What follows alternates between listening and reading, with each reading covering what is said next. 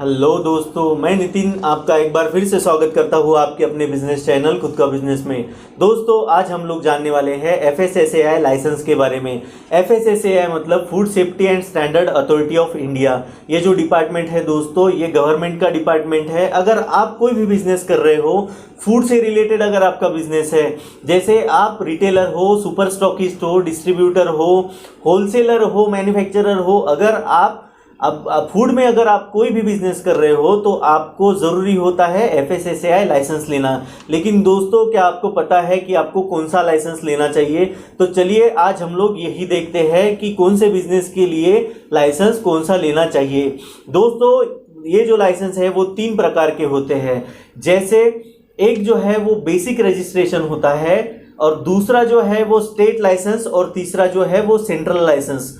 Basic जो registration होता है दोस्तों, अगर आपका ईयरली टर्नओवर जो है, अगर आपका बिजनेस जो है वो साल का 12 लाख से कम है, 12 लाख से कम का अगर आपका टर्नओवर है तो आपको बेसिक रजिस्ट्रेशन करना चाहिए।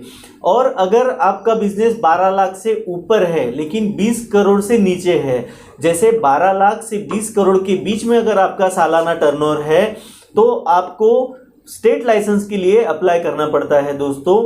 लेकिन अगर आपका 20 करोड़ से ऊपर है बिजनेस, अगर आपका ईयरली टर्नओवर जो है वो 20 करोड़ से ऊपर जा रहा है, तो आपको सेंट्रल लाइसेंस के लिए अप्लाई करना पड़ता है।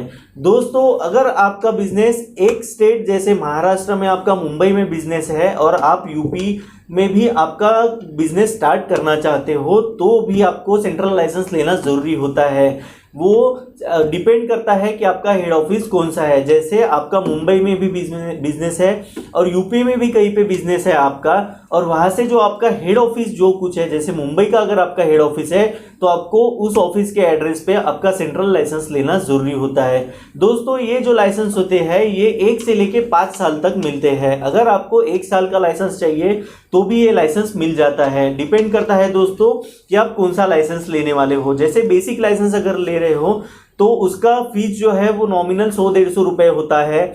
और अगर आप स्टेट लाइसेंस लेना चाहते हो तो स्टेट लाइसेंस का फीस जो है वो 3,500 रुपए से 5,000 रुपए तक होता है। वो डिपेंड करता है कि आपका बिजनेस कौन सा है, कितना आपका बिजनेस है उस पे।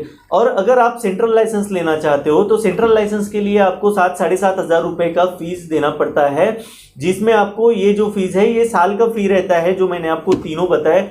अगर आप 5 साल के लिए लेते हो तो आपको 1 साल के लिए, जैसे मैंने आपको फी बताया, तो 5 साल के लिए भी आप उसको कैलकुलेट कर लीजिए कि आपको कितना फी, मतलब कितनी फीस आपको भरनी पड़ेगी।